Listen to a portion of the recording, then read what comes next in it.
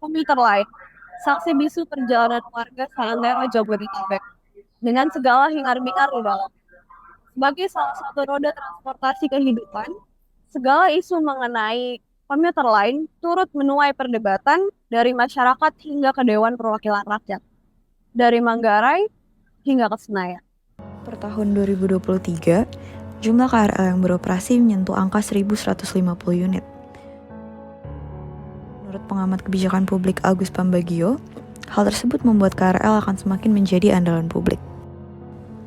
Sejak tahun 2017 hingga 2019, jumlah penumpang KRL cukup stabil di sekitar angka 300 juta penumpang per tahun. Sayangnya, diberlakukannya PPKM akibat COVID-19 membuat penurunan hingga 52% selama tahun 2020 hingga 2021. Meskipun demikian, pada tahun 2022, kembali terjadi peningkatan dengan angka cukup signifikan, yaitu sebesar 63% dibanding tahun sebelumnya. Peningkatan 63% ini menimbulkan permasalahan baru, yaitu overkapasitas penumpang. Hal ini diperparah dengan diterapkannya kebijakan transit di Manggarai pada pertengahan tahun 2022 silam. Kebijakan penumpukan transit di Manggarai sendiri pada awalnya didasari atas kekhawatiran akan bahaya penyeberangan di rel kereta. Sebagai hasilnya, kini penumpang dapat berpindah kereta dengan terfokus pada peron keberangkatan yang berbeda lantai, sehingga tidak perlu menyeberang, walaupun muncul masalah baru lainnya. Upaya penanggulangan overcapacity dan penumpukan transit di Manggarai ini kemudian diangkat pada rapat anggota legislatif di Senayan. Perdebatan yang terjadi selama rapat pun mendapatkan sorotan publik dan viral di media sosial. Sekarang, apakah kita chaos?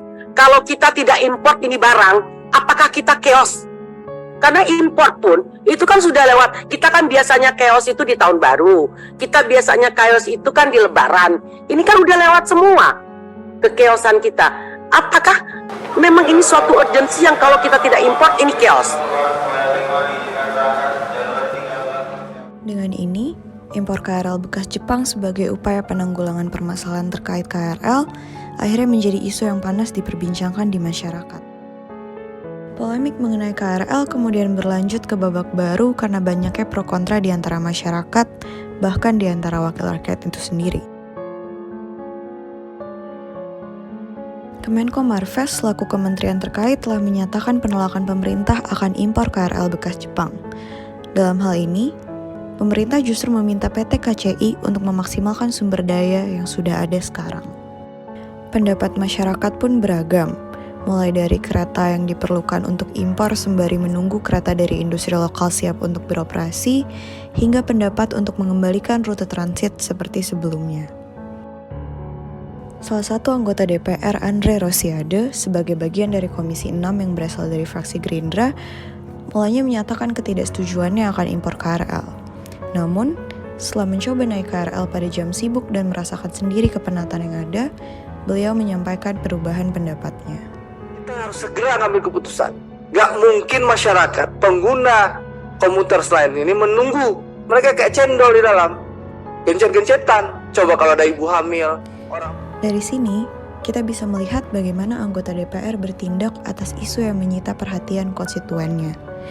Dengan demikian, menarik untuk melihat signifikansi isu KRL terhadap keterpilihan anggota legislatif pada pemilu yang akan datang. Dalam hal ini, kami melakukan eksplorasi dengan menyorot tanggapan para penumpang serta anggota DPR yang mewakilinya mengenai isu ini. Suara dari Manggarai ke Senayan. Integrasinya cepat, lebih efisien, lebih cepat ya. Nggak macet ya, paling kita kekurangannya itu rame aja sih. Bisa memangkas waktu dibanding aku naik sepeda motor.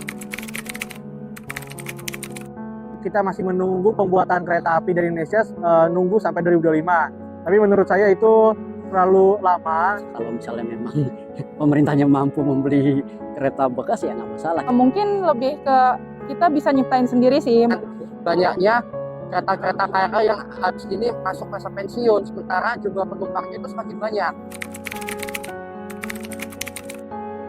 Iya betul, saya akan memilih calon legislatif atau enggak anggota legislatif yang incumbent yang akan mendukung impor kereta. Kalau mendukung untuk lebih baik ya saya lebih dukung gitu aja. Mungkin aku lebih ke kontra sih ya kalau impor. Aku akan memilih caleg yang mendukung kebijakan impor untuk sementara waktu. Realisasikanlah suara-suara rakyat. Mungkin bisa lebih objektif juga. Harus benar-benar adil lah, jurdil ya. Anggota-anggota dewan terpilih adalah anggota-anggota dewan yang sangat paham betul masalah rakyat, dan yang paling penting harus amanah, tidak korupsi, dan juga menumbuhkan budaya-budaya akuntabilitas ataupun budaya-budaya efisiensi, sehingga kita bisa membawa Indonesia ke depannya menjadi negara yang jauh lebih baik lagi ke depan. Seperti itu. Dari latar belakang saya sebagai mitra Kementerian Perhubungan yang Komisi 5, kalau bisa dikatakan kebutuhannya memang sangat mendesak untuk rangkaian KRL. Teman-teman mungkin juga perlu tahu kenapa sih kok Kemendak itu menolak gitu, hasil auditnya juga ditolak. Kenapa? Karena memang rencana impor kereta itu tidak mendukung pengembangan industri perkeretaapian nasional. Bagi saya krusial, karena ini menyangkut sekian juta orang yang bolak-balik di Jabodetabek ini. Ya tentu berpengaruh.